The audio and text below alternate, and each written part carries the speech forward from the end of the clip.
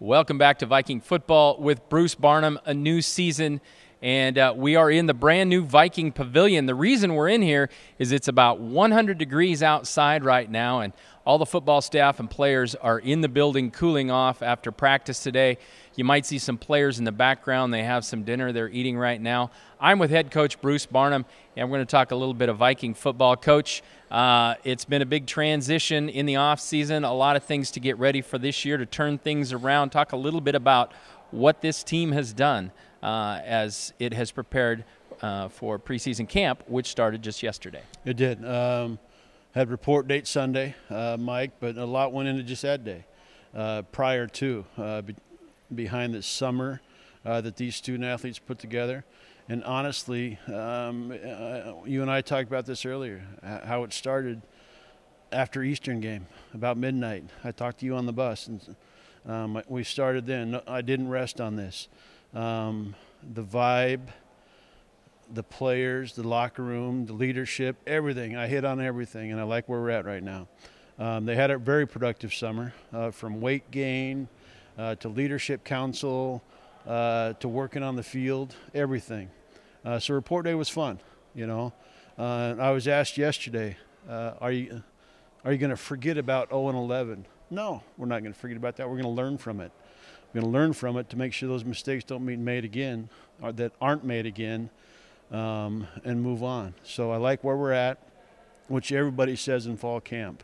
But right now at every position, we've either grown to be better from the youth we took when I first got here, or we've brought in better competition in each position. The other thing I've noticed, and you've kind of touched on this a little bit in the offseason too, is it seems like you got a few more team activities going on. You had a big team dinner the other night. I know you had one at the beginning of the summer when some new guys came in then. It looks like maybe you're trying to create a little better unity. I know that was a little bit of an issue late last year. Yes, it was. And honestly, those things were suggested and sat down in my office with the leadership council and myself. We did. We put a pig in the ground this summer to welcome them back for the summer when they were lifting and working out. And that was actually a donor, sponsor, Amy and Seth from the Tortoise and the Bullpen, allowed us to use their pool and went out to their house for that. No hose, got us the pig. So fun event, more things like that. To make sure we're building that that camaraderie, not just on that bus, right? Because you know how that is, living on that bus and how you have to get to know each other. We started doing that earlier as well.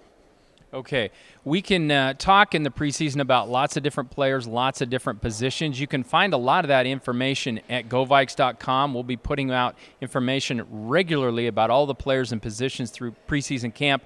But what I'd really like to touch on is maybe a few of the bigger changes. You made a change at defensive coordinator. I know you made a change at offensive coordinator. Steve Cooper moved on to another position, and you've decided to move back and do all the play calling. How is that a little bit different for you and for the team coming into the year?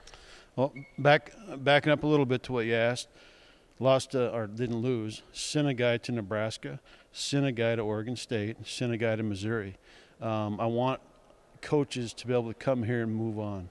And I've been successful at that, knock on wood, up to this point. But yeah, some changes were made. For me, I'm having the time of my life right now with the offense, doing what got me here, you know. I've always had fun scoring points, and so I'm back in that role, and it brings me back closer to the team, our players, coaches, everything. So I'm enjoying that part, and hopefully, you know, it pays off. But also, I told you I cut bait on some situations. Tried to fix communication. When you're running a program and you're trying to do the best for everybody involved with this university and this football team, I had to make changes. I tried to change them in-house. It didn't work. Have to run a business. So what I have here now, and we've said it again, second time I've told you, I had to fix the vibe.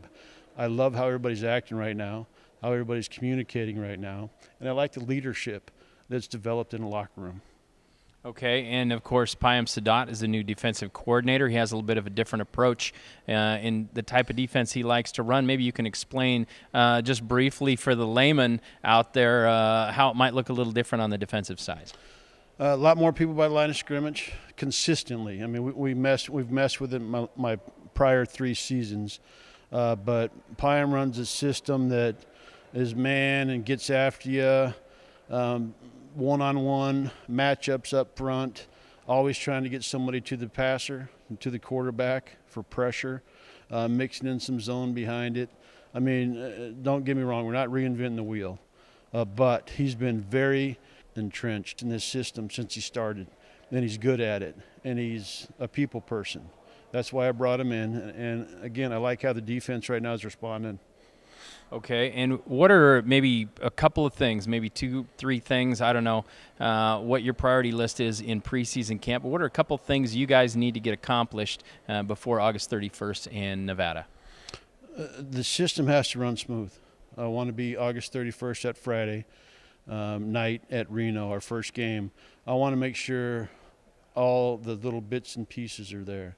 I don't want not enough men, too many men going on the field. Just if we're a well-oiled machine, we'll have a chance to win that football game.